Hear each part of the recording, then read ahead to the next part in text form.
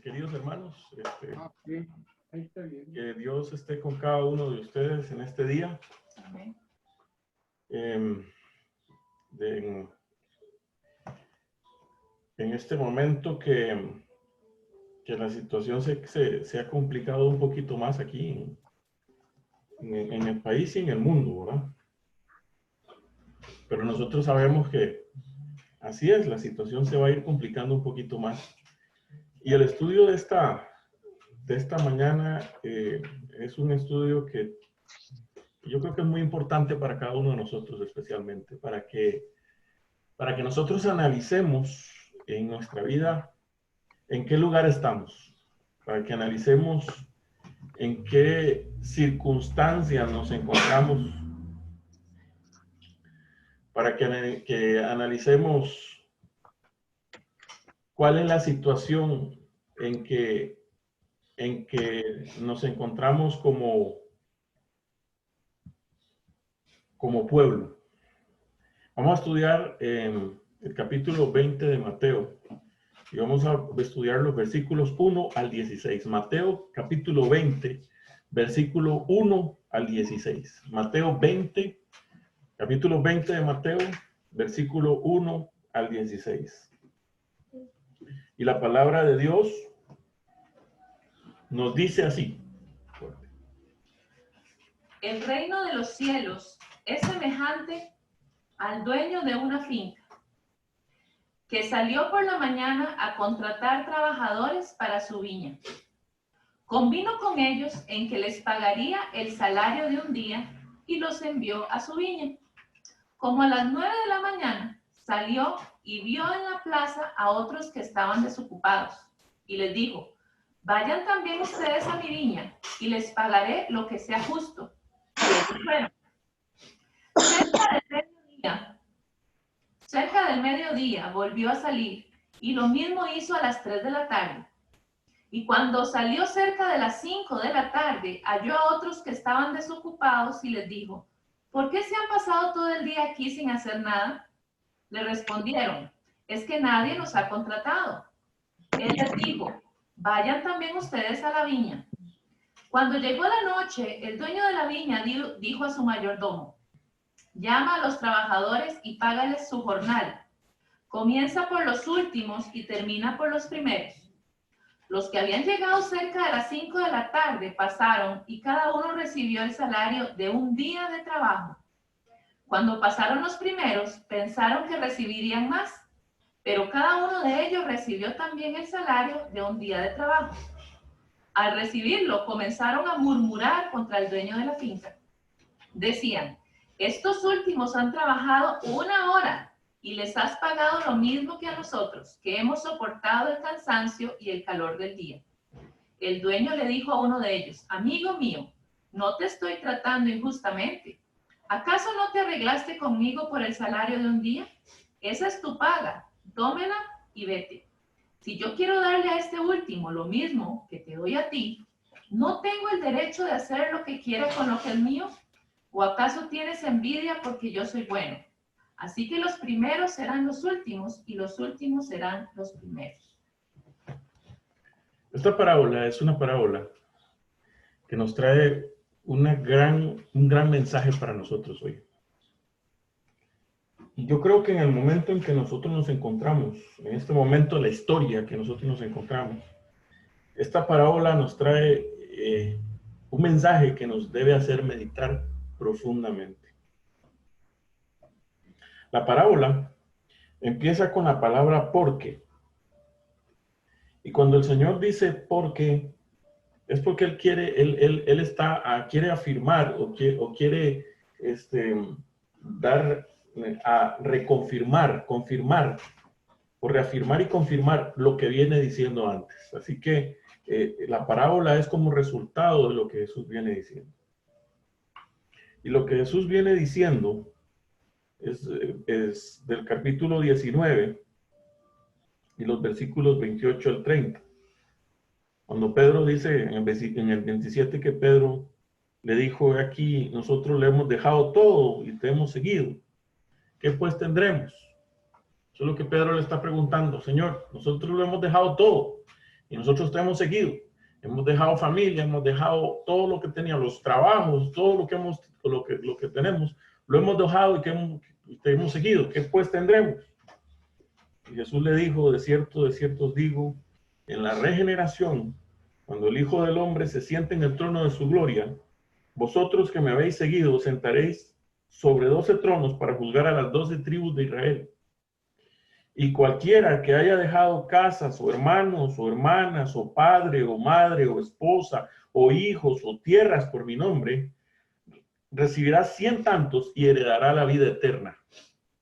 Y entonces dice, porque muchos primeros serán postreros, y postreros serán primeros. Y para reafirmar y para explicar eso, como muchos que son primeros van a ser últimos, y como muchos que son últimos van a ser los primeros, entonces el Señor empieza a dar la parábola que acabamos de leer. En esta parábola, el Señor empieza diciendo, porque el reino de los cielos, y si ustedes se fijan, muchas de las parábolas de Jesús dicen lo mismo, el reino de los cielos.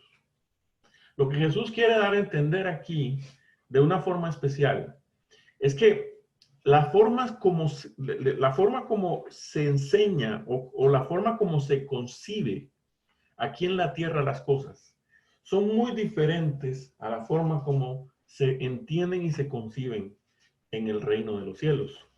Y cuando el Señor Jesús habla del reino de los cielos, Él lo habla de una forma muy respetuosa, en la forma como los judíos en ese tiempo entendían. Ellos decían el reino de los cielos por no decir el reino de Dios o el reino de Yahvé, para no decir el nombre sagrado de Dios. Entonces ahí lo que el Señor Jesús está diciendo es el reino de Dios. Cuando habla del reino de los cielos, es el reino de Dios. Y cuando habla del reino de Dios, está hablando de las cosas tal como se conciben en la inteligencia completa y profunda de Dios. Como dice el libro de Isaías, que sus pensamientos no son nuestros pensamientos, Isaías capítulo 55, y sus pensamientos y sus caminos no son nuestros caminos. Tan diferentes son unos de otros. Entonces el Señor empieza diciendo, el reino de los cielos es semejante a un hombre, padre de familia, que salió por la mañana a contratar obreros para su viña. Dice que este hombre, padre de familia, sale por la mañana a contratar obreros para su viña, para su finca, decía la versión que leyó mi esposa.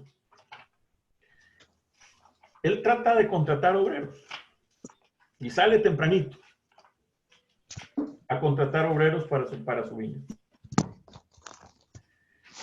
Y dice la palabra de Dios que al contratar obreros para su viña, encuentra a los primeros y hace un trato con ellos. Los encuentra ahí, están ellos esperando y los encuentra y hace un trato con ellos. Hace un trato, les dice, ok, ¿quieren ir a trabajar a mi finca? Ok, muy bien. Yo les voy a pagar un denario. ¿Les parece? ¿Estamos de acuerdo? Ok, vénganse conmigo y todos vamos a trabajar. En la primera hora. En primer lugar, ¿qué es la viña? ¿Qué es la viña? En el libro Palabras de Vida del Gran Maestro, en la página 227, dice de la siguiente manera. Y vamos a leer también Isaías capítulo 5, versículos 1 y 2. Isaías 5, 1 y 2. Vamos a leer primero Isaías 5, 1 y 2. Isaías 5, 1 y 2. Quiero cantar ahora por mi amado el canto de mi amado a su viña. Mi amado tenía una viña en una ladera fértil. La cercó y la despejó de piedras y luego plantó en ella vides escogidas.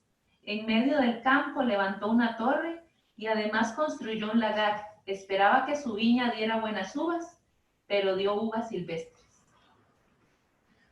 Dice en Palabras de Vida del Gran Maestro, página 227, el labrador escoge una parcela de terreno en el desierto. La cerca, la limpia, la trabaja, la planta con vides escogidas, esperando una rica cosecha.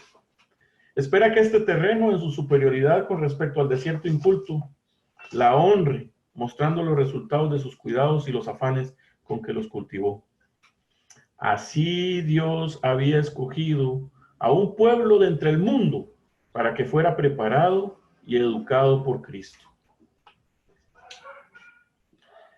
La viña, vamos a leer ahora Isaías capítulo 5, versículo 7. Isaías 5, 7. Dice, en realidad, la viña del Señor de los ejércitos es la casa de Israel, y los hombres de Judá son la planta en que él se complace. Esperaba él justicia, y solo hay injusticia, equidad, y solo hay iniquidad. Okay. La viña, para efectos de la parábola, es el lugar donde Dios quiere que el pueblo trabaje. Ese es el lugar donde Dios quiere que el pueblo trabaje. Y en la palabra de Dios encontramos que en primer aspecto la viña simboliza el pueblo de Israel. Era el pueblo de Dios. Era el pueblo donde Dios quería que su pueblo trabajara. Ahora, ¿quiénes son estos primeros obreros que son enviados a trabajar a la viña? Versículo 3, y saliendo cerca de la hora tercera, vio a otros en la plaza que estaban ociosos, y les dijo, id también vosotros a mi viña, y os daré lo que es justo, y ellos fueron. Los primeros están en el versículo 2, perdón, y habiendo acordado con los obreros en un denario, los envió a su viña. ¿En qué momento? Versículo 1, salió por la mañana a contratar obreros. ¿Ok? A la primera hora. Nosotros, ustedes deben saber que en el tiempo del Señor, el día se dividía de diferentes formas. El día laboral, la parte clara del día, se dividiría en la primera hora, que serían las 6 de la mañana cuando sale el sol, ¿verdad? Después la hora tercera, que serían las 9 de la mañana, más o menos. Después la hora sexta, que eran como a las 12 mediodía, más o menos. Después la hora novena, que eran más o menos las 3 de la tarde. Y luego la última hora, que era la hora undécima, que eran las 6 de la tarde. Ese era el tiempo. Las 6 de la tarde era la hora doceava. La hora doceava era la última hora. Entonces, el día laboral estaba de 6 a 6. De 6 de la mañana a 6 de la tarde, de cuando sale el sol a la puesta del sol. Era toda la parte clara. Era la parte que se aprovechaba para trabajar. Entonces el Señor sale, este padre de familia sale a contratar obreros y a la primera hora encuentra a los primeros obreros. A la primera hora de la mañana, antes de las 6 de la mañana, encuentra a los primeros. Y a esos les dice, ok, muy bien, ¿quieren ir a trabajar a mi viña? Ok, vamos a trabajar a mi viña. Pero yo les voy a pagar a ustedes. Con esos obreros hace un trato, hace un pacto.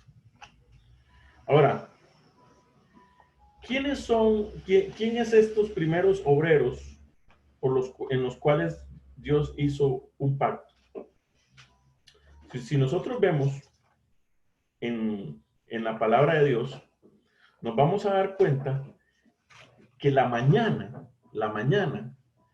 está muy ligado al pueblo de Israel. Por lo tanto, estos primeros obreros con los cuales Dios hace un pacto es el pueblo de Israel, es Israel. Israel fue llamado por Dios, por así decirlo, a predicar el mensaje en la mañana de este mundo. Era la mañana. Era la primera hora del día para trabajar. Y si nosotros vemos, por ejemplo, vamos a ver en el Salmo capítulo 43, versículo 3. O sea, la mañana está muy relacionada con el surgimiento de Israel como el primer grupo en ser llamado por Dios a la luz de la mañana que les dio liberados del faraón. O sea, Salmo 43. 3. Si ustedes se acuerdan, lo primero que Dios hizo en el primer día, lo primero que Dios hizo fue la luz. Así que en la primera hora del día está ligada con la luz. Y en el Salmo 43, 3, vamos a pedirle a Anthony que lo lea. Salmo 43, 3. Salmo 43, 3.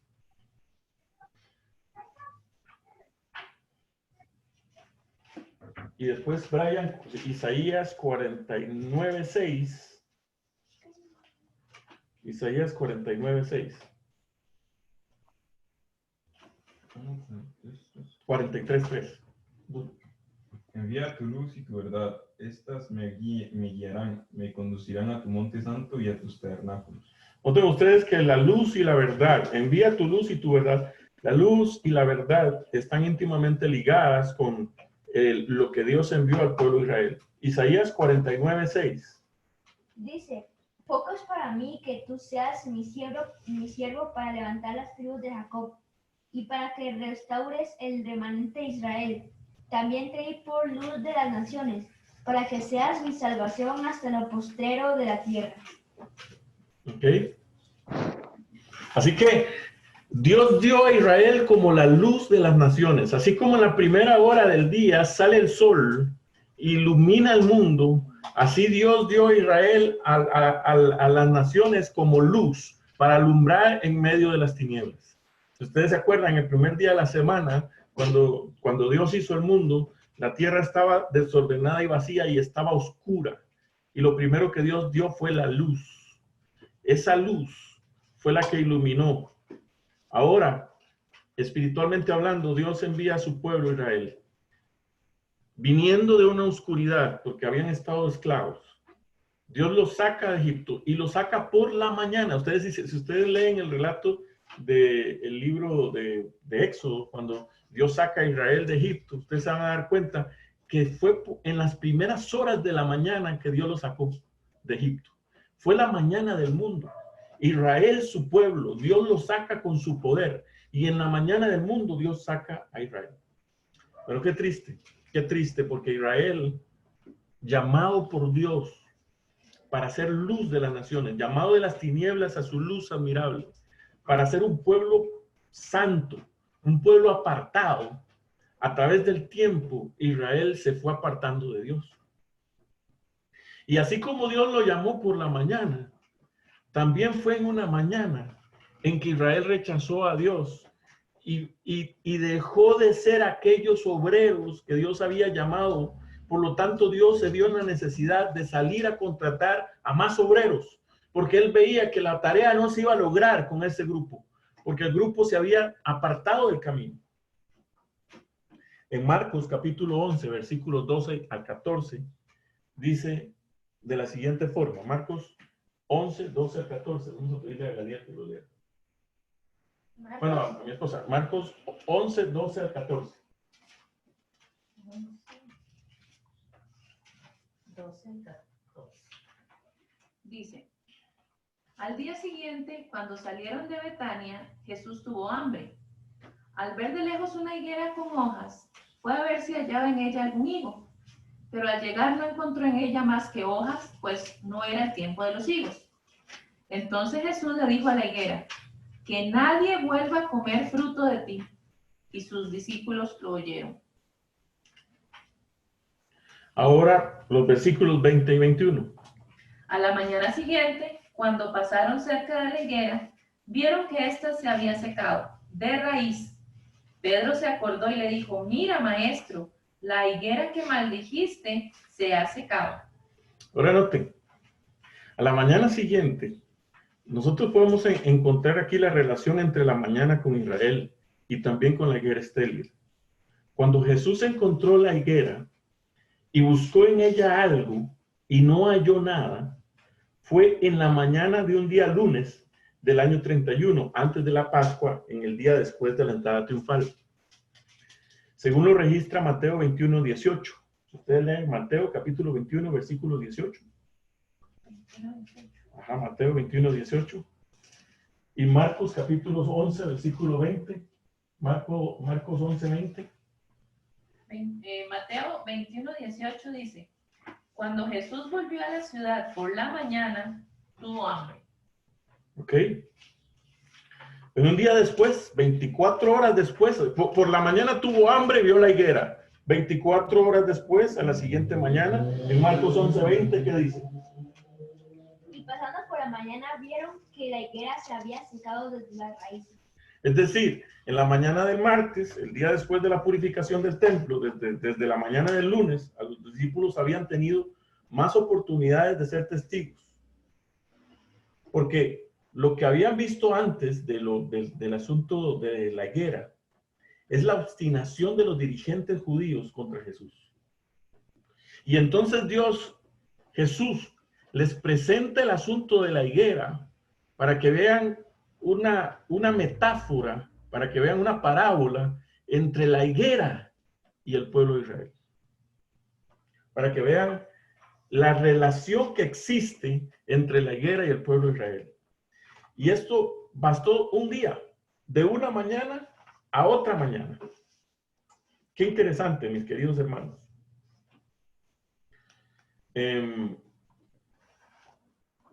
Dice la sierva del Señor. Voy a leerles ahora una cita de la sierva del Señor que se encuentra, ya les digo, en el libro de El deseado de todas las gentes, página 537. Dice de la siguiente forma. La parábola de la higuera, pronunciada antes de la visita de Cristo a Jerusalén, está en relación directa con la lección que enseñó al maldecir el árbol estéril. En el primer caso, el jardinero de la palabra intercedió: déjala aún este año hasta que la excave y estercole, y si hiciere fruto, bien, y si no, la cortarás. Lucas 13, 8 y 9. Debía aumentarse el cuidado del árbol infructuoso, debía tener las ventajas posibles, pero si permanecía sin dar fruto, no podría salvarlo de la destrucción. En la parábola no se indicó el resultado del trabajo del jardinero, dependía de aquel pueblo el cual se dirigían las palabras de Cristo. Los judíos estaban representados por el árbol infructuoso y a ellos les tocaba decidir su propio destino. Se les había concedido toda ventaja que el cielo podía otorgarles, pero no aprovecharon sus acrecentadas bendiciones. El acto de Cristo, al maldecir la higuera, demostró el resultado. Los judíos habían determinado su propia destrucción. En toda época se otorgó a los hombres su día de luz y privilegios, un tiempo de gracia en que pueden reconciliarse con Dios. Pero esa gracia tiene límite. El día había llegado para Jerusalén. Jesús lloró con angustia sobre la ciudad condenada, pero ya no la podía salvar. Este primer grupo era ese grupo. Pero el grupo perdió el rumbo. Así que Dios tuvo que salir a buscar otros obreros. Y la parábola dice en el versículo 3, y saliendo cerca de la hora tercera, vio a otros en la plaza que estaban ociosos. ¿Ok? Salió a las 9 de la mañana. A las 6 de la mañana sale y pasa 6, 7, 8, y cuando va acercando a las 9 va viendo el ritmo de trabajo de estos, seguramente unos por aquí hablando, los otros por allá hablando, otros descansando en demasía. Los que han tenido empleados más o menos saben lo que es eso, ¿verdad? ¿Ah? Y seguramente el patrón por allá en una esquina donde no lo ven está viendo el trabajo y dice, no, Estos el trabajo no me lo van a terminar. Así que voy a tener que ir a contratar más. Ahora, si el pueblo de Israel es el primer grupo, ¿quién es este segundo grupo? ¿Quién es este segundo grupo? Pero antes de ver quién es el segundo grupo, yo quisiera hacer una síntesis de este primer grupo para que entendamos. Fue llamado en la mañana. Israel fue llamado en la mañana. Fueron los primeros llamados, el pueblo judío. Ese pueblo salió de las tinieblas a la luz, así como cuando sale el sol a la primera hora de la mañana. Ellos recibieron la luz de la verdad desde el comienzo como pueblo para compartirla al mundo, para hacer luz para el mundo. Esa luz era disipar las tinieblas del momento histórico en que surgen como pueblo escogido. Hay tinieblas en el mundo. Dios llama a esos primeros obreros para disipar las tinieblas que hay en el mundo como pueblo escogido. Esa luz es la verdad de Dios. Su palabra, su ley, es Jesucristo. En el caso del pueblo de Israel, a través de todos los símbolos del sistema judío, del santuario, de los sacrificios, todo eso. Este pueblo fracasó, apostató de la verdad, Israel. Y Dios tuvo que buscar otros obreros, ¿verdad? ¿Estamos de acuerdo? Dios tuvo que buscar otros obreros. Y ahora viene la hora tercera. Ahora, vean qué interesante. El número 3, la hora tercera, está muy unido a lo que Cristo ha hecho en nuestras vidas. O sea, el simbolismo del número 3 es muy grande en la palabra de Dios. Vamos a ver algunos ejemplos. Vamos a leer Génesis 1:11. Génesis capítulo 1 y el versículo 11. Dice, después dijo Dios, que produzca la tierra hierba verde, hierba que dé semilla y árboles frutales sobre la tierra que den fruto según su género y cuya semilla está en ellos, y así fue. Si ustedes notan, en el tercer día, dice la palabra de Dios, que Dios hizo que la tierra tuviera hierba y árbol que dé fruto. Árbol que dé fruto. Es decir, el árbol fue creado para dar fruto en el tercer día, y la razón por la cual Dios creó los árboles precisamente era para producir fruto, para alimentar. Ahora, si ustedes se fijan en la palabra de Dios, en Génesis 1, versículo 9. También dijo Dios, que se junten en un solo lugar las aguas que están debajo de los cielos y que se descubra lo seco, y así fue. Ahora noten, en el tercer día también Dios lo que hizo fue producir la tierra seca. La tierra seca es un símbolo de fertilidad, donde se siembra la semilla y donde nace la semilla. Es decir, es un símbolo de aquella vida que Cristo produjo, porque la Biblia, Jesús dijo que tenía que él, como una semilla, ser sembrado para producir mucho fruto. Cristo fue sepultado y su resurrección trajo fruto grande y fue resucitado en el día tercero. Notan ustedes el símbolo del tercer día. Y no solamente, el tercer día tiene mucho más simbolismo en la palabra de Dios. En Génesis 22:4, la palabra de Dios dice así. 3 días después, Abraham levantó los ojos y a lo lejos vio el lugar. Vio un sacrificio, vio el lugar donde se podía sacrificar.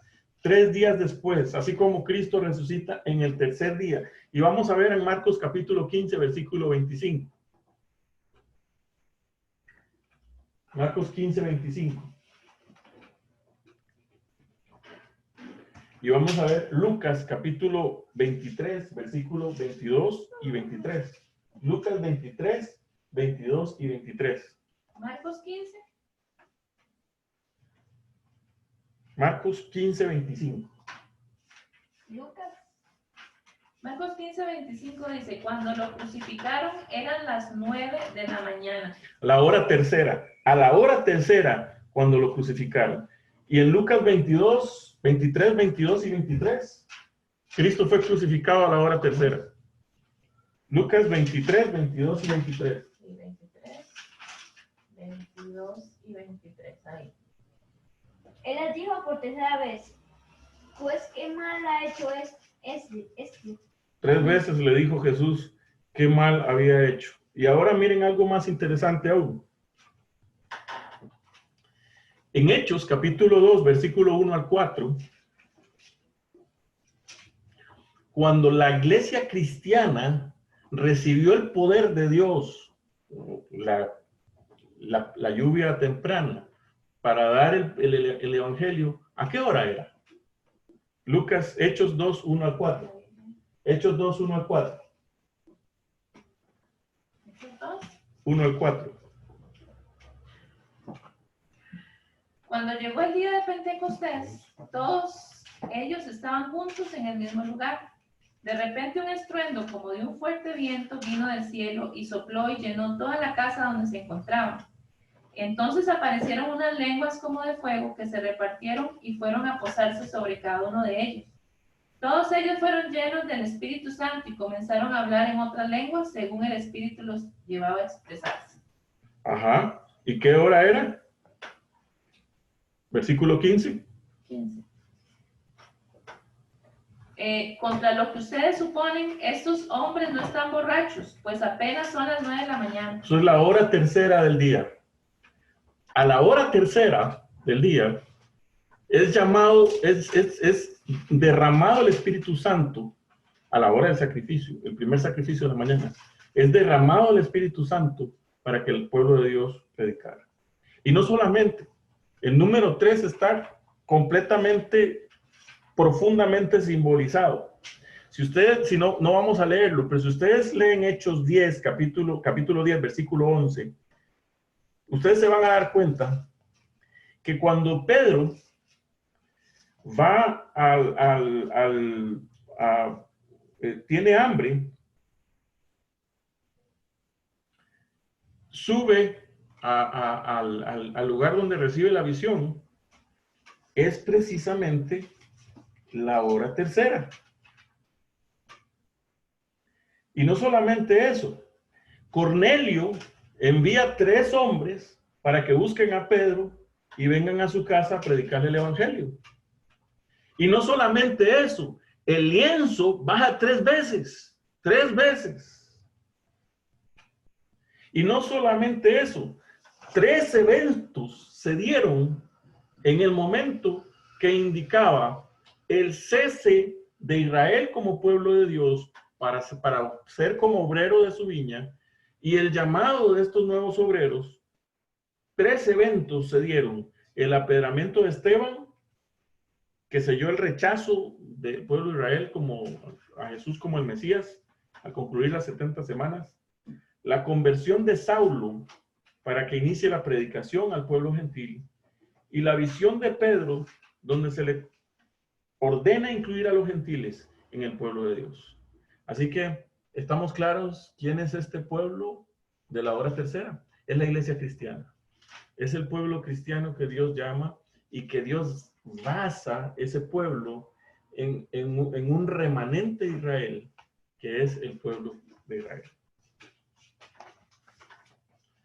Ahora, ¿qué sucede con esta iglesia cristiana?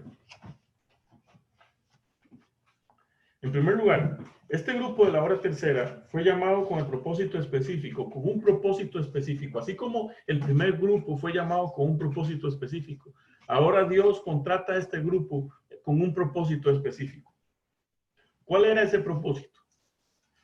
Iluminar al mundo con la verdad de Dios, con su palabra, alumbrar en las tinieblas reinantes de la época. Tenía un mensaje este grupo. ¿Cuál era el mensaje? El mensaje de la salvación en Cristo Jesús y solo en Él, porque en ningún otro hay salvación, porque no hay otro nombre derramado en la tierra en la cual podamos ser salvos. En el primer grupo, El simbolismo estuvo centrado en el santuario. Cristo Jesús centrado en el santuario. En este segundo grupo es a través de la predicación de Cristo directamente centrada en Él, en su venida. Como dice Juan capítulo 1, versículo 29, Juan 1, 29, he aquí el Cordero de Dios que quita el pecado del mundo. Y 1 Corintios capítulo 2, versículo 2, pues me propuse no saber entre vosotros cosa alguna, sino a Jesucristo y a este crucificado. Este grupo también tenía que predicar acerca de la obediencia a Dios. 1 Corintios. 1 Corintios 2, 2. Gracias. Este grupo tenía que predicar la obediencia a Dios.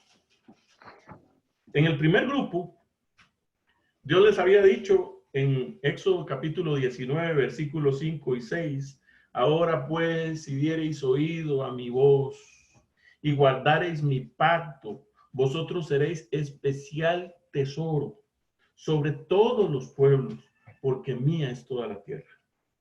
En el segundo grupo, en las palabras del mismo Pablo, el apóstol a los gentiles, dice que Dios los llama a ellos a predicar a Cristo y a este crucificado. 1 Corintios capítulo 2, versículo 2.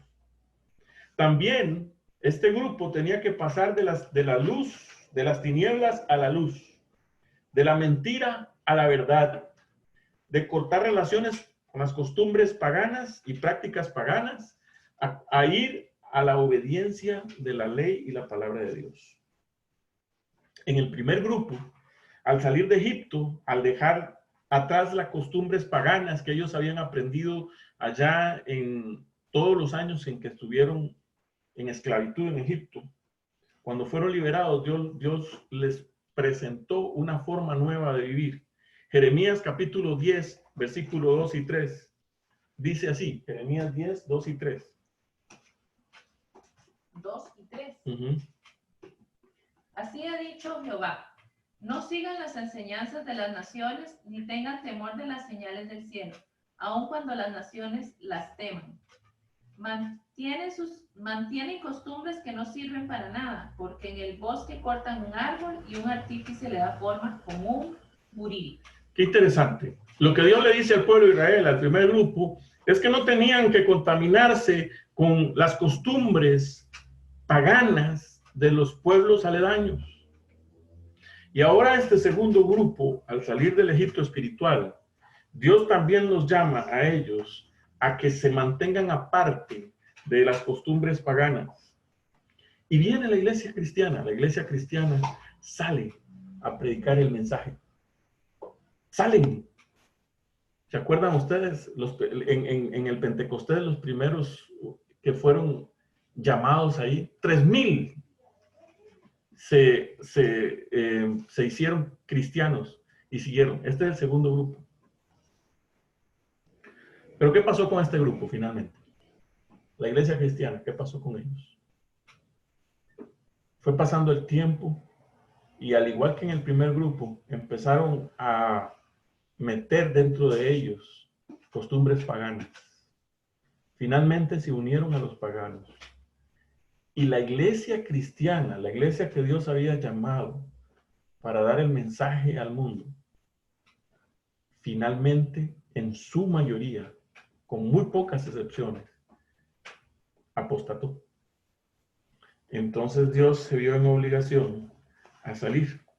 Dice la palabra de Dios en el versículo 5 de Mateo 20, que salió otra vez cerca de la hora sexta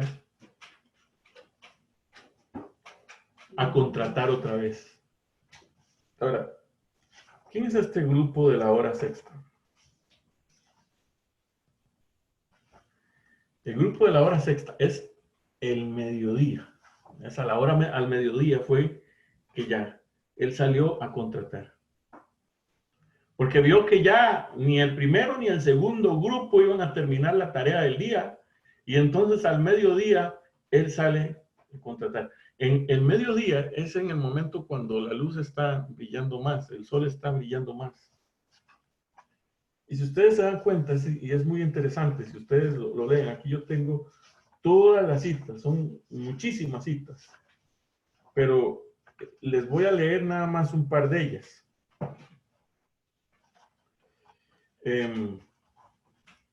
Le voy a leer un par de ellas que están en, ya les digo, en el libro de Conflicto de los Siglos. En el Conflicto de los Siglos, la página 80 y 81. Esa es la cita que les voy a leer. Nótese aquí esta declaración. La relación entre la hora sexta del mediodía y la inmensa profusa luz derramada sobre la iglesia en esos tiempos. Dice, la luz de la verdad penetraba en muchas mentes oscurecidas, disipando las nubes de la tristeza hasta que el sol de justicia brillaba en el corazón impartiendo salud en sus rayos. Muchos no se dejaban engañar por los acertos de Roma, comprendían la nulidad de la mediación del hombre o ángeles en favor del pecador. Cuando la aurora de la verdadera alumbraba su entendimiento, exclamaron con alborozo, Cristo es mi sacerdote, su sangre es mi sacrificio, su altar es mi confesionario. Confiaban plenamente en los méritos de Jesús y repetían las palabras, sin fe es imposible agradar a Dios, porque no hay otro nombre debajo del cielo dado a los hombres en el cual podamos ser salvos. La seguridad del amor del Salvador era cosa que muchas de estas pobres almas agitadas por los vientos de las tempestades no podían concebir. Tan grande era el alivio que les traía, tan inmensa la profusión de luz que sobre ellos derramaba, que se creían arrebatados en el cielo. Y este grupo de la hora sexta es el grupo de la Reforma Protestante.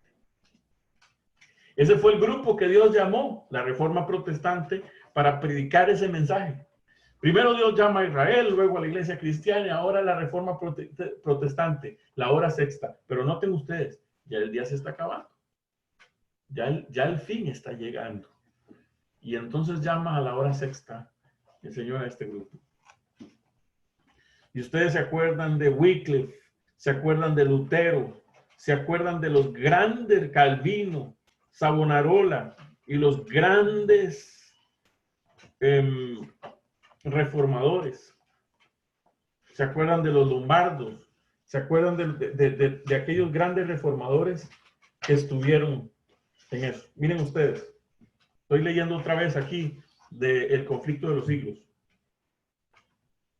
En la lengua de Israel, estoy leyendo de página 288, en la lengua de Israel decía, en que se cantaban los salmos en el templo de Jehová, y no resonará el evangelio entre nosotros en la lengua de Inglaterra, está hablando de Wycliffe. ¿Será posible que la iglesia tenga menos luz a mediodía? ¿En qué momento estaba, dice Wycliffe? En el mediodía, la hora sexta. ¿Será que tenga menos luz a mediodía que al alba? Los cristianos deben leer el Nuevo Testamento en su lengua materna. Los doctores y maestros de la iglesia estaban en desacuerdo. Solamente por la Biblia podían los hombres llegar a la verdad. Uno sostiene a este doctor, otro aquel, y cada escritor contradice a los demás. ¿De qué manera puede uno saber quién dice la verdad y quién enseña el error? ¿Cómo en verdad ello es posible? Solamente por medio de la palabra de Dios. Así que este grupo que Dios llama es la obra de la iglesia de la Reforma. Y qué tremendo, mis queridos hermanos. Cuánta historia y cuánto testimonio hay para nosotros acerca de este tremendo grupo. Pero ahora yo pregunto, ¿qué pasó con la iglesia de la Reforma?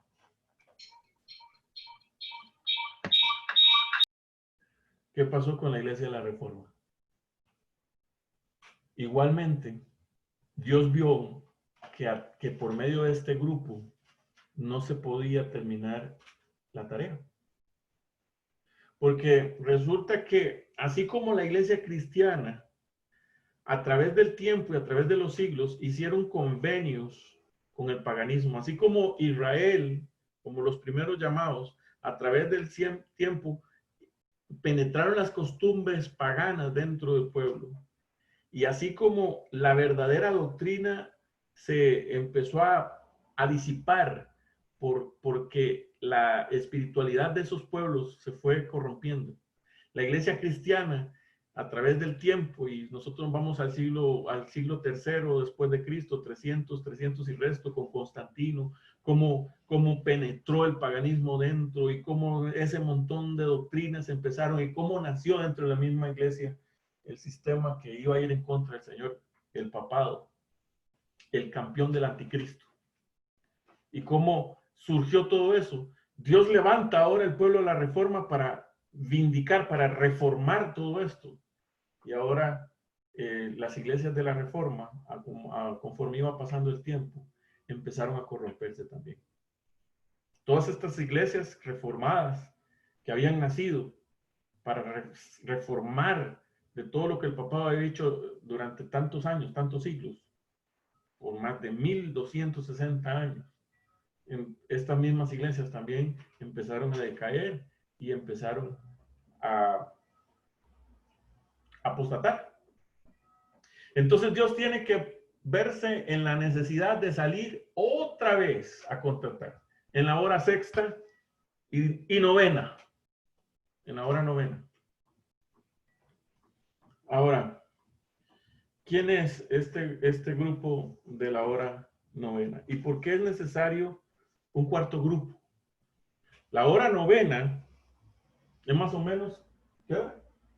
¿Novena en dónde?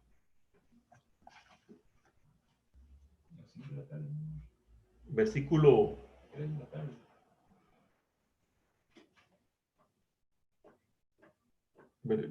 5. Sí, versículo 5. Cerca del mediodía volvió a salir y lo mismo hizo a las 3 de la tarde. La hora novena a las 3 de la tarde. Ahora qué interesante, ¿saben? A esa hora también había un sacrificio, a la hora novena. Y este grupo de la hora novena es llamado. Ahora, ¿por qué se hizo necesario el surgimiento de un cuarto grupo?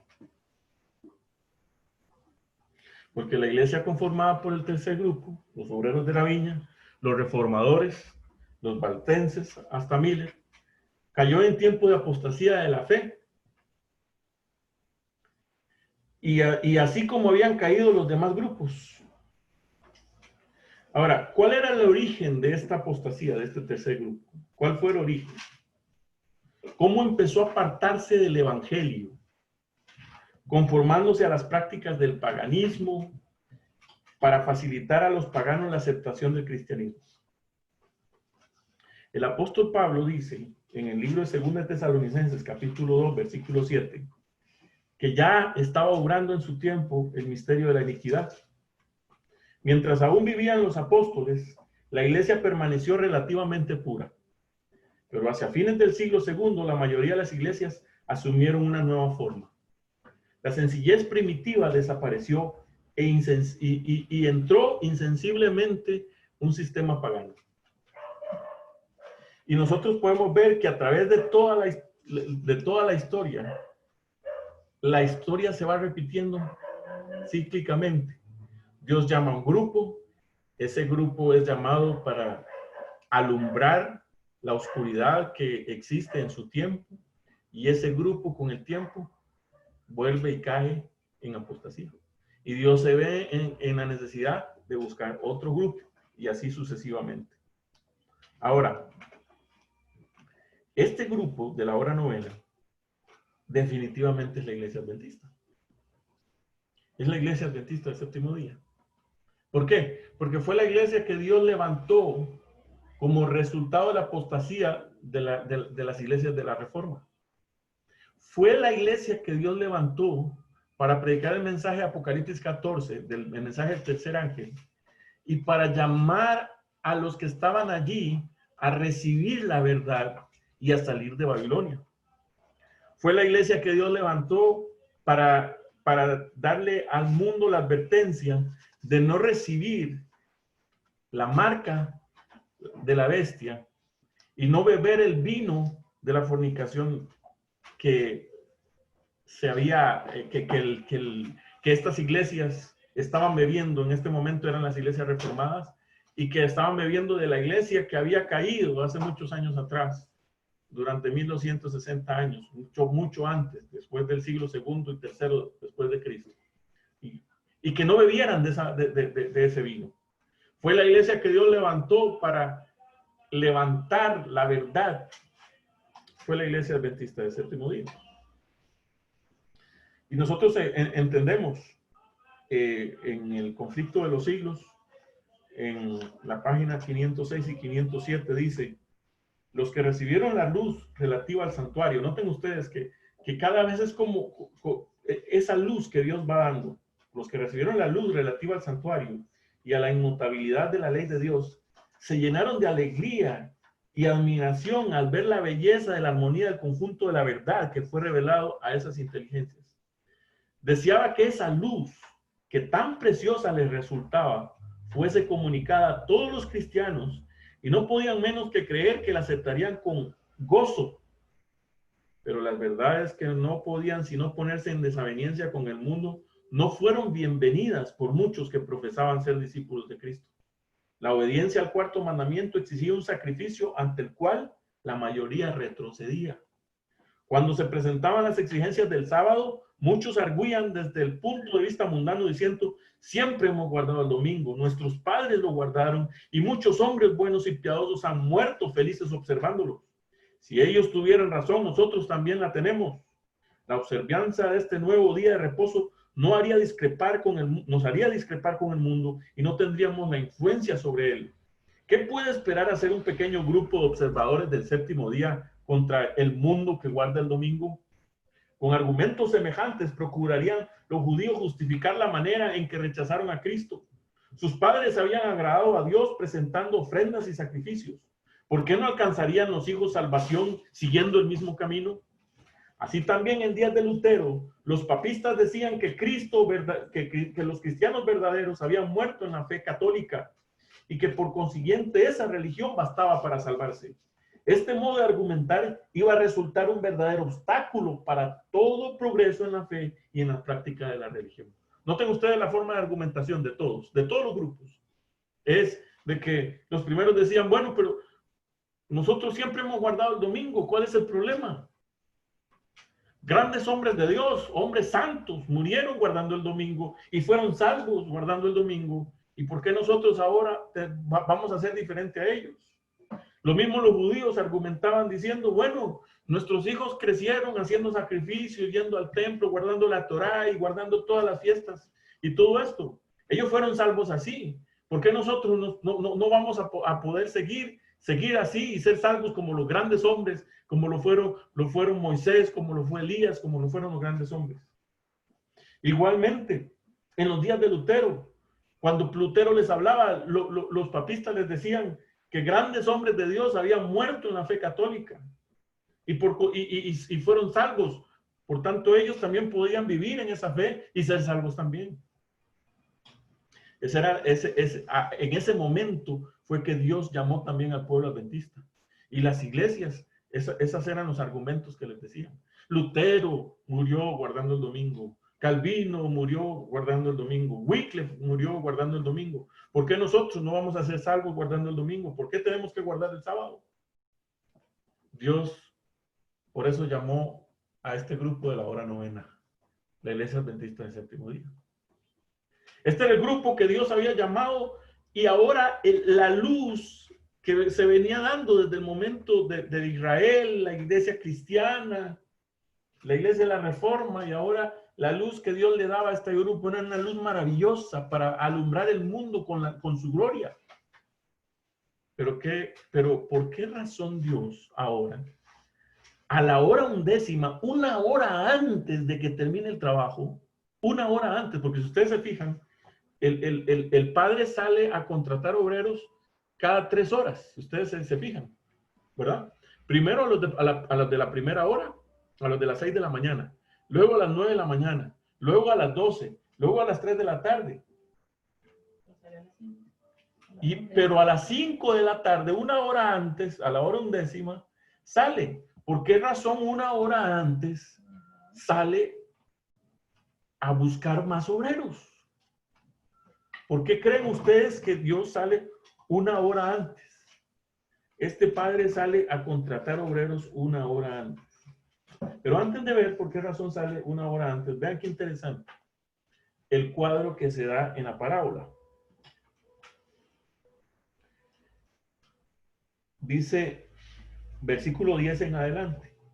Y cuando vinieron los primeros, pensaban que habían de recibir más, pero ellos también recibieron cada uno un denario. Ahora, qué interesante, miren ustedes. Cuando se estaba dando el pago, los que llegaron desde las 6 de la mañana decían, nos van a pagar más, porque nosotros hemos trabajado más. Nosotros hemos estado aquí trabajando desde que salió el sol. Prácticamente hemos trabajado de sol a sol. Así que nos van a pagar más a nosotros, obviamente. Pero cuando llegan a buscar el pago, se dan con la sorpresa de que les pagan un denario, lo mismo que a todos. Ahora miren ustedes el espíritu. Ahora noten que ese mismo espíritu es el mismo espíritu del pueblo judío de la historia. Porque dice, versículo 11, y al recibirlo, cuando ellos reciben su pago, murmuraban contra el padre de familia, diciendo, estos postreros han trabajado solo una hora y los has hecho iguales a nosotros que hemos llevado la carga y el calor del día. Mas él respondiendo dijo a uno de ellos, amigo, no te hago agravio. ¿No acordaste conmigo un denario? Toma lo que es tuyo y vete. Pero quiero dar a este postrero igual que a ti. ¿No me es lícito hacer lo que yo quiero con lo mío? ¿O es malo tu ojo porque yo soy bueno? ¿O es malo a ti porque yo soy bueno? Así, los postreros eran primeros, los primeros eran postreros y los postreros primeros, porque muchos son llamados, mas pocos los escogidos. Qué tremendo, hermanos. Miren ustedes. Todos los grupos que trabajaron más se llenaron del mismo espíritu del primer grupo. ¿Sí? Porque la queja de ellos fue al último grupo que trabajó una hora. Ahora, ¿por qué? La pregunta que se hace es, ¿por qué razón Dios tuvo que salir una hora antes a buscar obreros? ¿Por qué razón? Díganme ustedes, ¿por qué razón? ¿Por qué creen ustedes?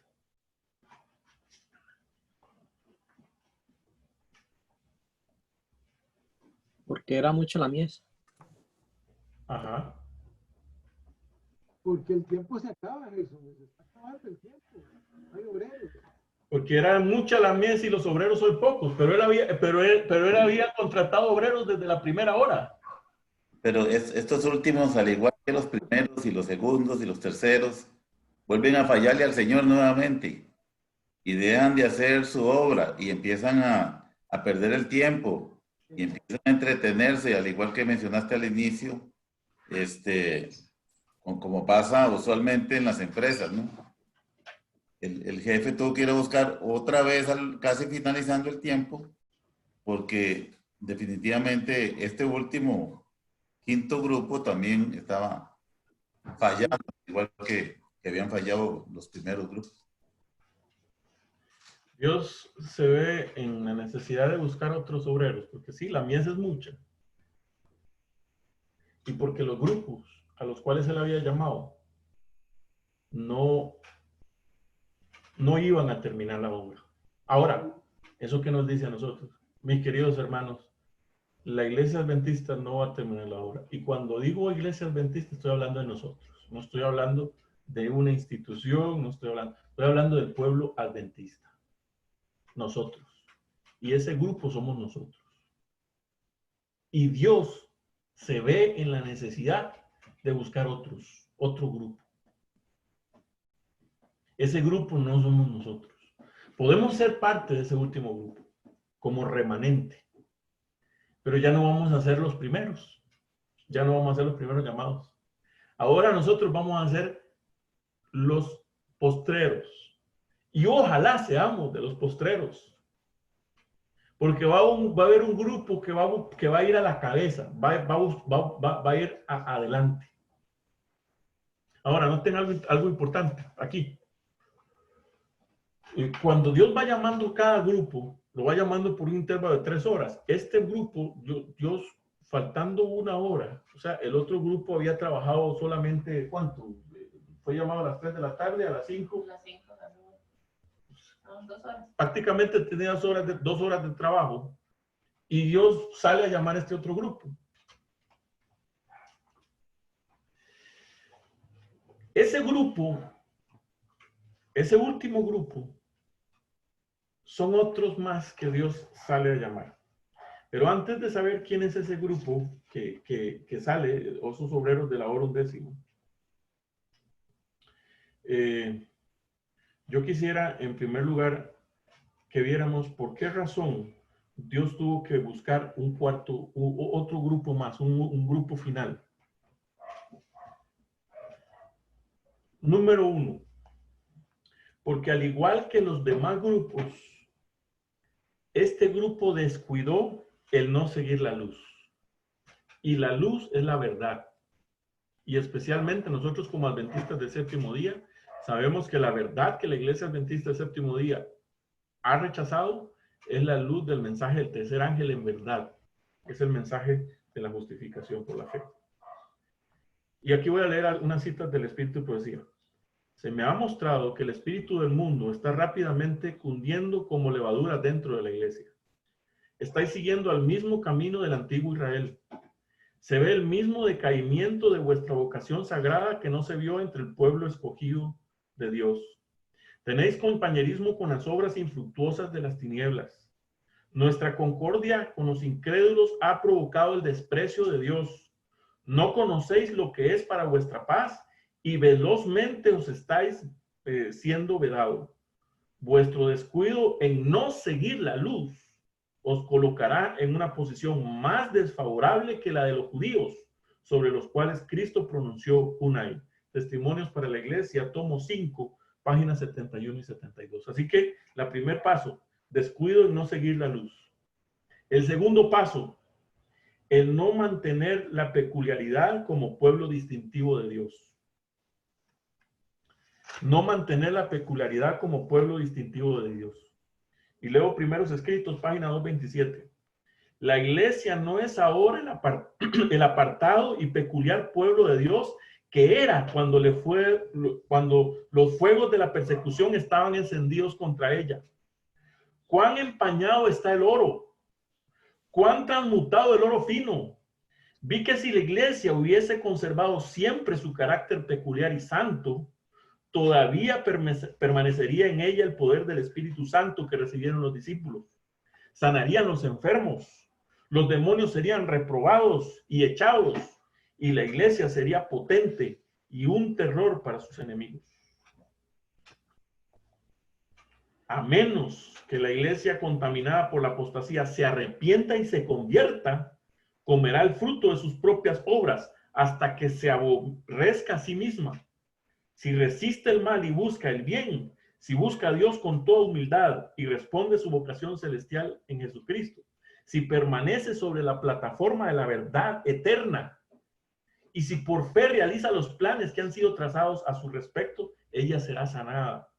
Aparecerá en la sencillez y pureza que proviene de Dios, exenta de todo compromiso terrenal, demostrando que la verdad la ha hecho realmente libre. Entonces sus miembros serán verdaderamente elegidos de Dios para ser sus representantes. Joyas de los Testimonios, tomo 3, página 254. Así que el primer paso fue el descuido en no seguir la luz, y el segundo paso es el no mantener la peculiaridad como pueblo distintivo de Dios. O sea, se unieron con el mundo, las costumbres del mundo entraron. El tercer paso, el olvido de la voluntad de Dios. El pecado del antiguo Israel fue el olvido de la voluntad revelada de Dios y el seguir su propio camino conforme a los dictados de sus propios corazones. El Israel moderno sigue con entusiasmo sus pisadas y el desagrado del Señor seguramente descansa sobre él. Testimonios para la Iglesia, tomo 5, página 88. Así que el olvido de la voluntad de Dios, sigue su propia voluntad, es un pueblo que sigue sus propios caminos, no busca la voluntad de Dios, no consulta con Dios. Las decisiones que toma son decisiones propias, no tienen que ver con la voluntad de Dios, ni le interesa la voluntad de Dios. Piensa que están haciendo la voluntad de Dios porque antes de tomar decisiones oran, pero no toman realmente en cuenta a Dios en las decisiones que están tomando. El cuarto paso, la intemperancia. La iglesia se ha corrompido por causa de sus miembros que degradan sus cuerpos y contaminan sus almas. Testimonios para la Iglesia, tomo 5, página 74. El quinto paso, liviandad, vanidad, placeres propios, egoísmo e impureza. Los lazos de Satanás son echados para que nosotros caigamos, tan seguramente como lo fueron echados para los hijos de Israel poco antes de su entrada a la tierra de Canaán. Estamos repitiendo la historia de aquel pueblo, la liviandad, la vanidad, el amor propio, el ocio y el placer, el egoísmo y la impureza aumentan sobre nosotros. Testimonio para la Iglesia, tomo 5, página 150. Sexto paso, menosprecio y rechazo a las oportunidades presentes. El pecado de los judíos fue el menosprecio y rechazo a las oportunidades presentes. Al contemplar Jesús la condición en que están sus seguidores hoy, lo que ve es una vil ingratitud, un formalismo hueco, una insinceridad hipócrita, un orgullo farisaico y la apostasía. Testimonios para Iglesia, tomo 5, página 69. Así que lo que Jesús ve cuando ve a su pueblo hoy es la ingratitud, el formalismo hueco, una insinceridad hipócrita, el orgullo farisaico y la apostasía. El séptimo paso, la introducción de inconversos o multitud mixta dentro de la iglesia. Entran inconversos dentro de la iglesia y toman el control de la iglesia. Entonces, como la multitud mixta, que fue la que llevó a la apostasía al pueblo de Israel, entonces ellos también dentro de la iglesia empiezan a ejercer presión para que la iglesia entre en apostasía. Mientras el Señor trae a la iglesia a aquellos que están verdaderamente convertidos, Satanás al mismo tiempo trae a su fraternidad a personas que no están convertidas. Testimonios para los ministros, página 46. O sea, trae personas no convertidas dentro de la iglesia y esas son las que empiezan a meter la cizaña para que el pueblo se aparte de Dios. Octavo paso. La multitud mixta le ha vendido la idea a la iglesia de volver a Egipto. Y la mayoría ha cedido a la invitación. La iglesia ha dejado de seguir a Cristo, su guía, y con paso firme sigue su retiro hacia Egipto.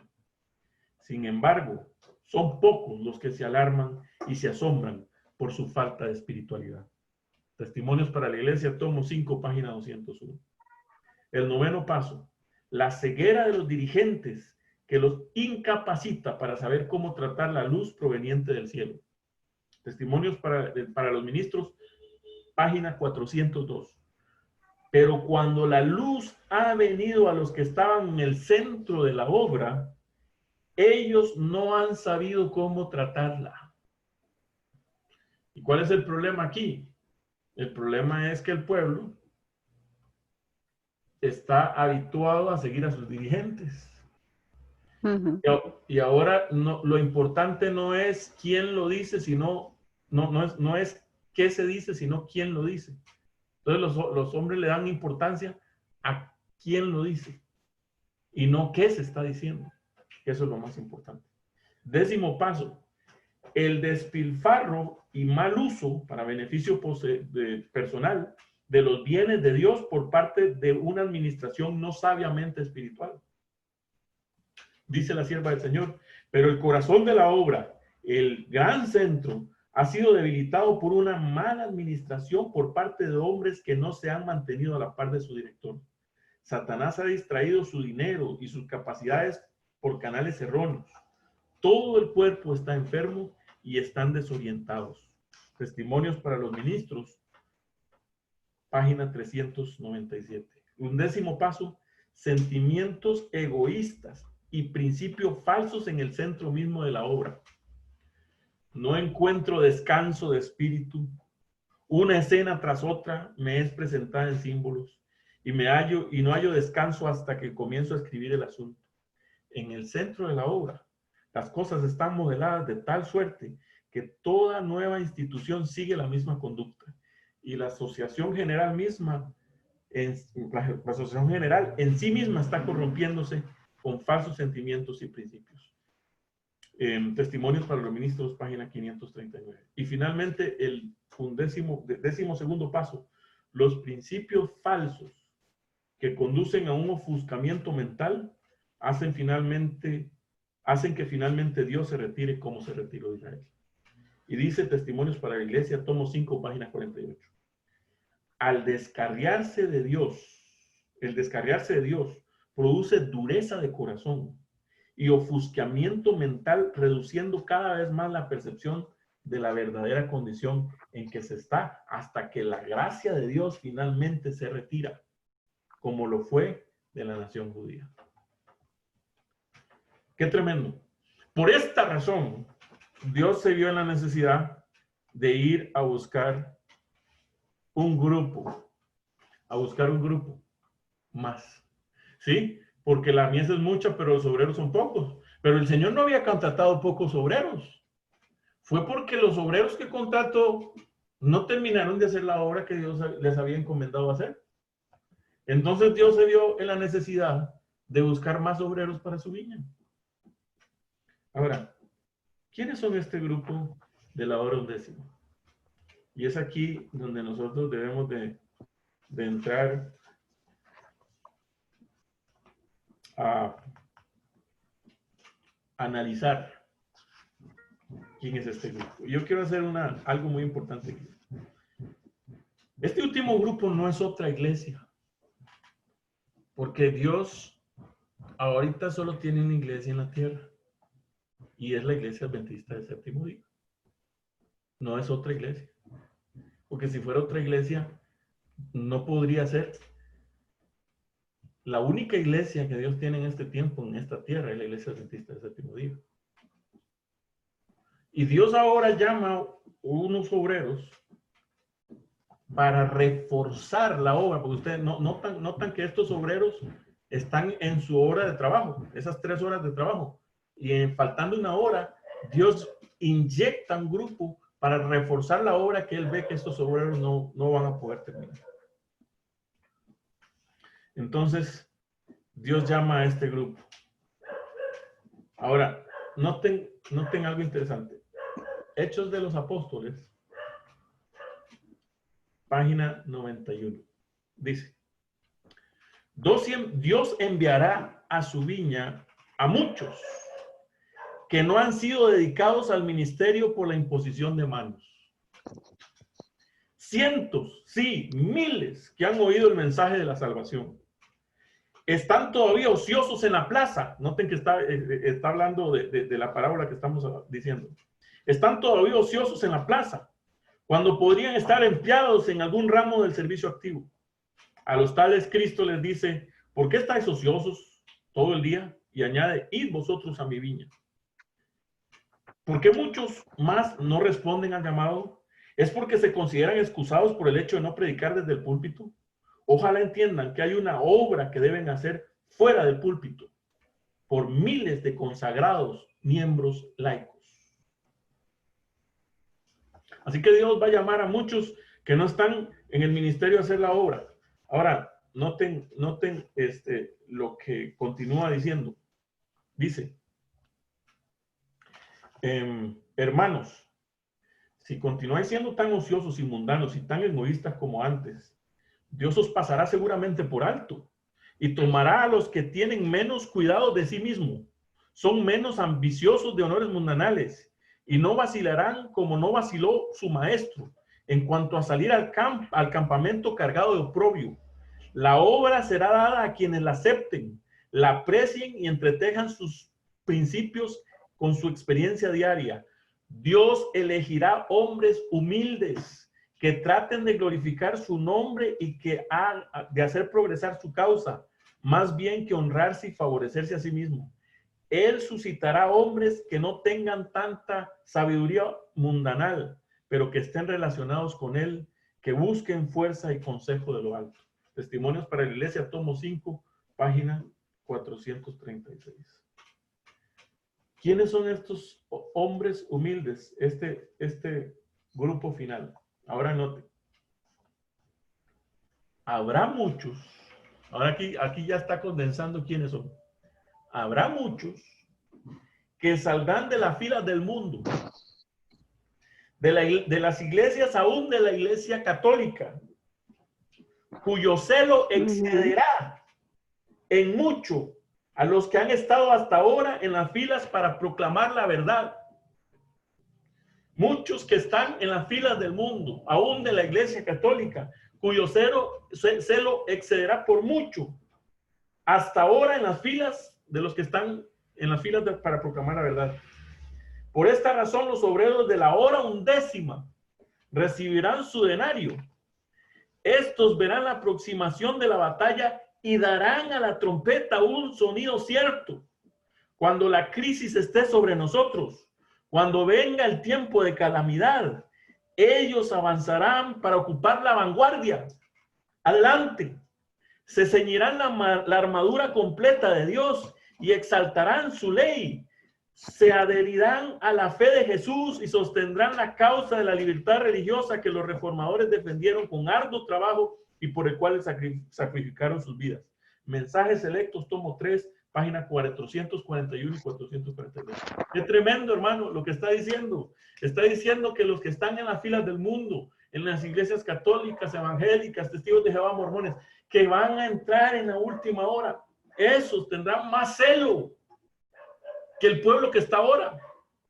Porque el pueblo que está ahora está sentado, haragán, durmiendo, no haciendo lo que debe hacer. No tienen el mismo celo. Son cobardes para hablar. No dicen la verdad por miedo a qué dirán.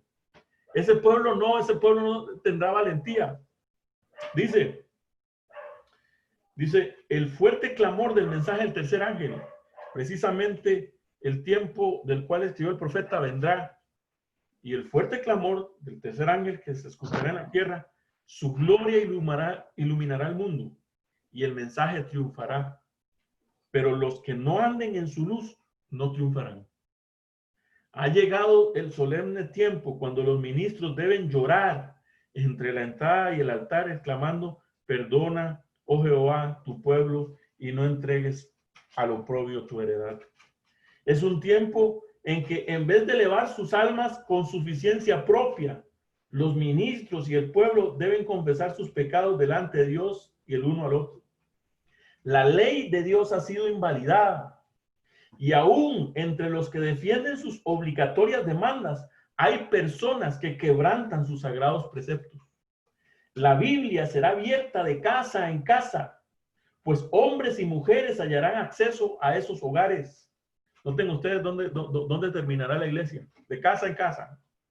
Las mentes se abrirán para recibir la palabra de Dios, y cuando venga la crisis, muchos estarán preparados para hacer las debidas decisiones, aún frente a formidables dificultades que se producirán por los milagros engañosos de Satanás. Aunque estos, los nuevos conversos, confesarán la verdad y llegarán a ser obreros de Cristo en la hora 11, recibirán igual pago que aquellos que han trabajado todo el día. Habrá un ejército de creyentes fieles que soportarán tan firmemente como una roca la última prueba. Una luz creciente brillará sobre todas las grandes verdades de la profecía, y éstas serán vistas en su frescura y brillantez, porque los relucientes rayos del sol de justicia iluminará la totalidad. Cuando el ángel estaba por desarrollar delante de Daniel las sumamente interesantes profecías que se registrarían para nosotros que somos testigos del cumplimiento, el ángel dijo: esfuérzate y aliéntate. Daniel 10:19. Nosotros estamos para recibir la mismísima gloria que le fue revelada a Daniel, porque ella es para el pueblo de Dios en estos últimos días, a fin de que puedan dar a la trompeta un sonido certero. Manuscrito 18, 1888, mensajes selectos, página 445-446.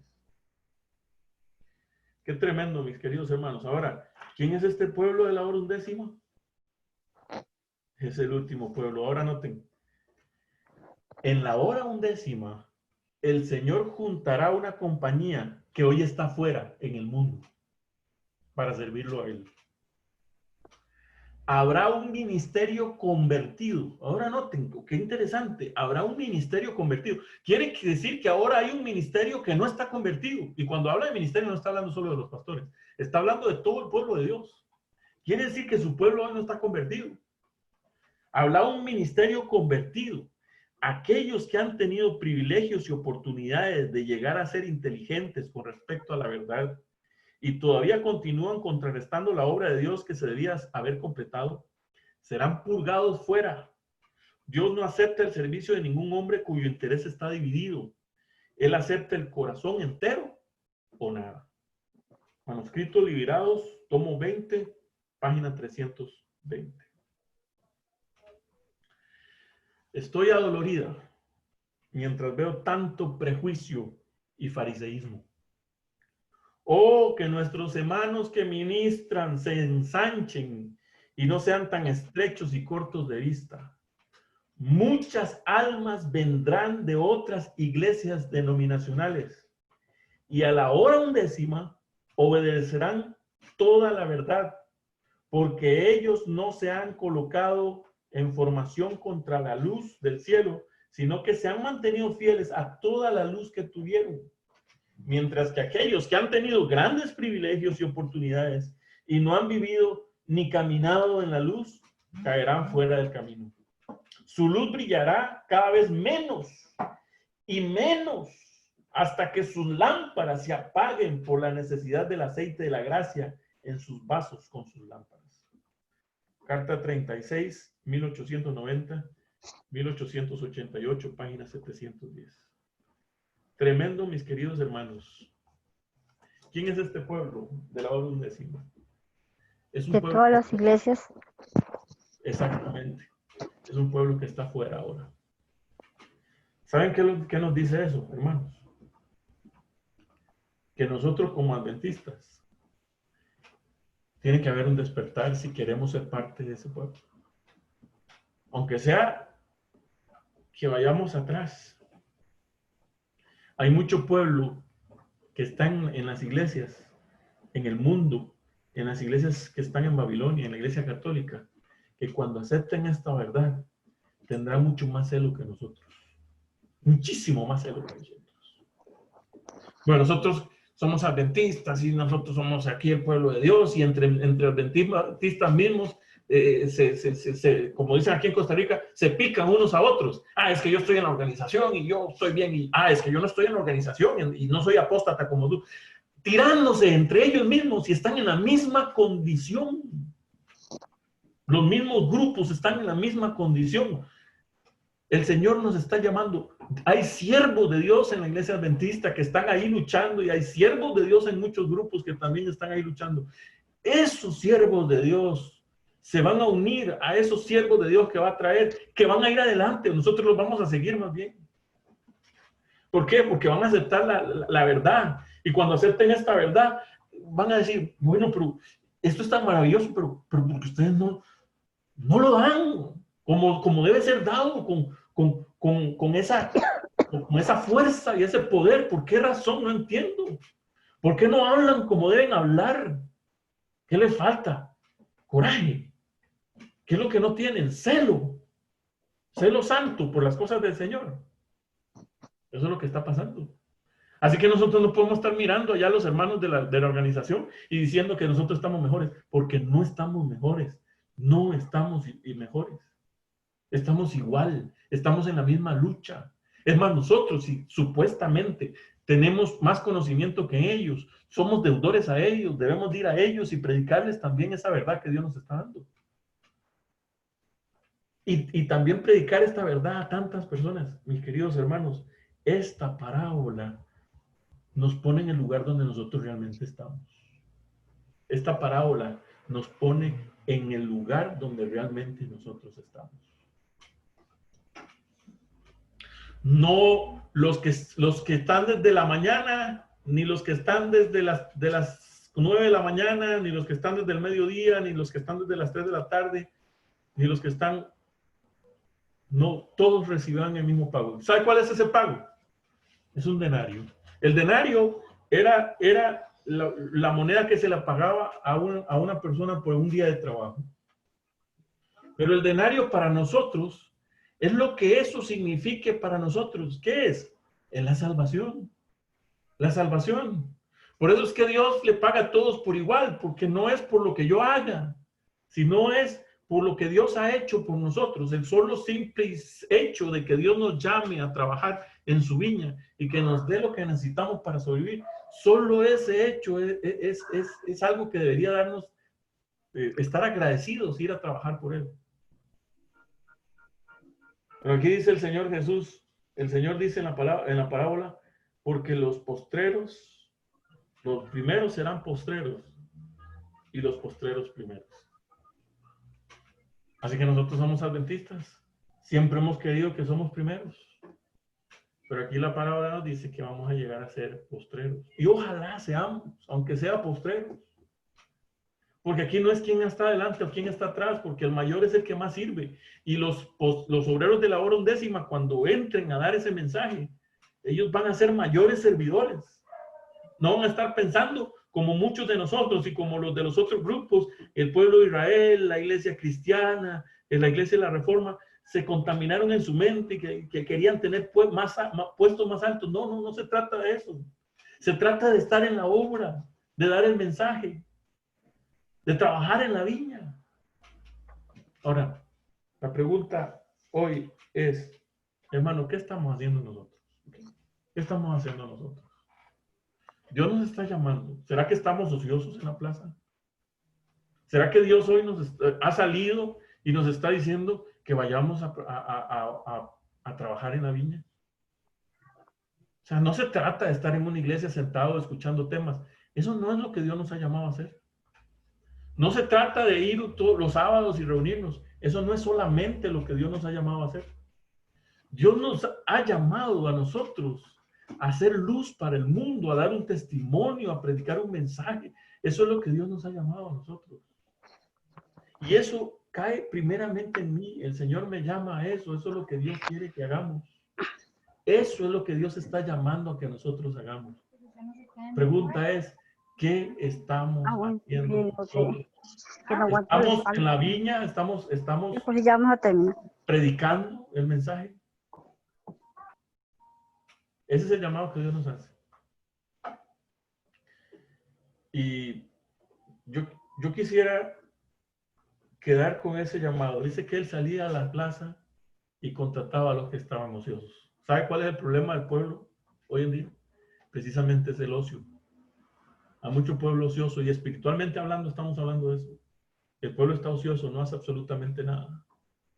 O estaremos discutiendo entre nosotros mismos quién es el mejor o quién está mejor que otro. Porque cuando nosotros nos vemos mejor que alguien es porque nos estamos comparando con la persona. Y el ser humano cuando se compara con otro, obviamente siempre se va a ver mejor que otro.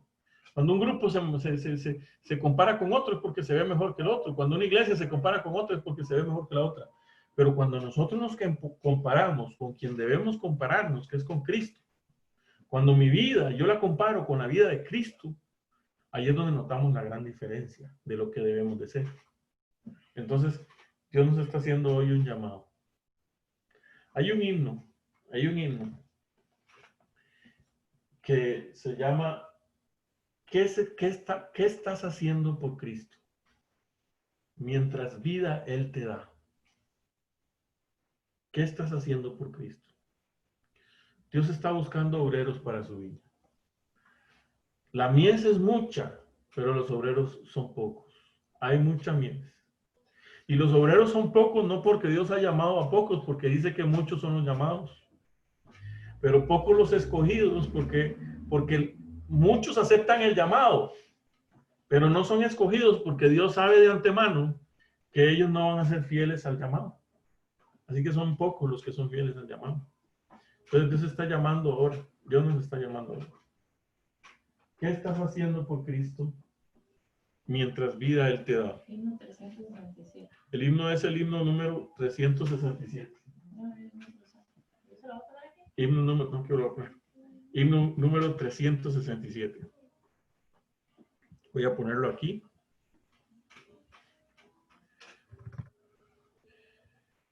Himno número.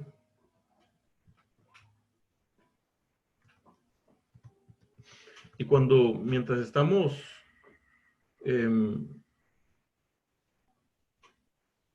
meditando en este himno, meditemos en ese llamado que Dios está haciendo a cada uno de nosotros.